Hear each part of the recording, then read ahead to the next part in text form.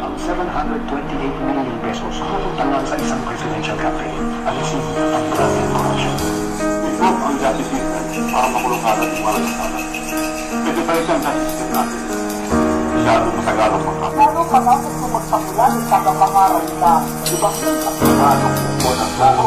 This was Manila's punishment for being an American citizen. We lost the Philippines. Laging luluha ka o duyan ng magiging kung iyong mas pipiliin. Ang piring ay panatilihin. Nasaan ka na ngayon? Juan de la Cruz, ikinadena ba sa lupa o pinako sa krus? Laging luluha ka, duyan ng magiging kung iyong mas pipiliin. Ang piring ay panatilihin. Ang tubig sa iyong mata ay hindi maaalis kung hindi ka babang balot ka ng hinagpis. Ako'y isang simpleng mamamayan na pinilit mabuhay, hirap may nararamdaman. Pinilit ko na sabayan sistemang kinamulatan kung saan kahirapan at daing ay pinaglalabanan. Ako'y sugatan, buti pinahiran ng dungis ng tuksong mapang-akit, kaya patalimang kapit. Gusto mo magtrabaho para buhay umasenso. Sa karampot na sweldo, kayod mo ba ay kabayo? Di na siguro lahat naman ay pare-pareho.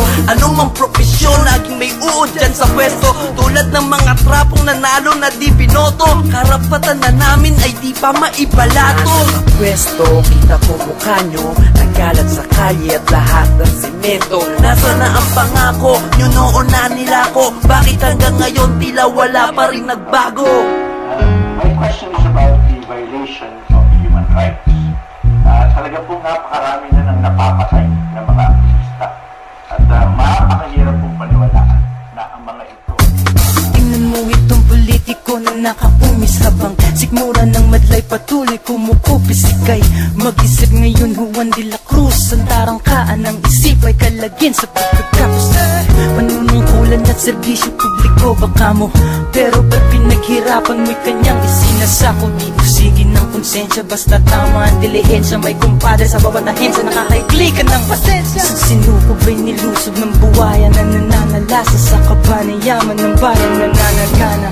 Mamamahayag na nagsiwalat ng iyong baho ay tinanggalan ng boses at isa-isang naglaho. Mga demonstrador nagpoprotesta, nakabarikada, magsasakang inapian, nagmamarsa sa karsada.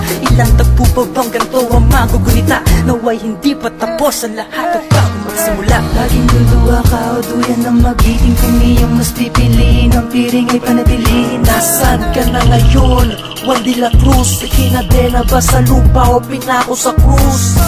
Lamig luluha ka, duyan ng magiging kung iyong mas pipiliin. Ang piring ay panatilihin. Ang tubig sa iyong mata ay hindi maaalis kung hindi ka babang balot ka ng hinagpis. Di pa tuyo ang tinda sa kuko ng alipin na di pa tapos ang bilang ng tatanghaling hari. Ngunit kirot ng mata ay tila walang hinto. Mga pasakit ng dati kanilang sinilig dugo. At sino nga bang sisisihin kung buto may sa akin? Sa loob ng palasyo di mabilang ang pagkain. Pangako ng pinuno ay pinutol na parang puno upang mapagbigil lamang hangarin ng mga tuso. Ang sigaw ng iba, dalay salita daw ng Diyos. Sa bawat hatak na tupa humihingi ng palimos. Kulang na lamang ay ipagpalit ng kaluluwa upang sa hirap dito sa lupa ay makatakas na sana. Ngunit paano aasenso? Bawat kanto may demonyo, mapang-abusong tao, ordinaryo o may pesto.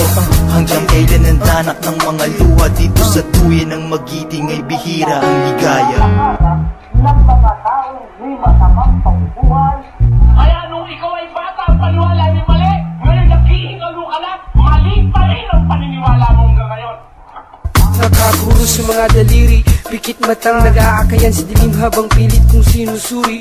Kamay ay basa na sa luha at pawis, ngunit tuloy pa rin ang tangis. Hanggang sa magimalang ang tubig natin ay maging langis. Kawawang buwan, pagkat walang laman ng tiyan. Nagbenta ng karapatan para may maipanghapunan. Naggali dati sa EDSA para galit na makiusap. Nalisanin ng palasyo, hawak kamay daw palad. Doon po sa amin sinunog ang dalawang guro upang kapangyarihan sa balota ay mata mo. Masdan mo pagkat ito'y isang malaking palabas. Ang mga guhit sa pisara magdadagdag magbabawas. Walang imposible kung ito'y magsisimula sa sarili mo, sa isip, salita at gawa. Huwag kang pabulag sa kutita, pagkislap ng mga pilak. Huwag kayang diktahan ng iyong bawat pangungusap.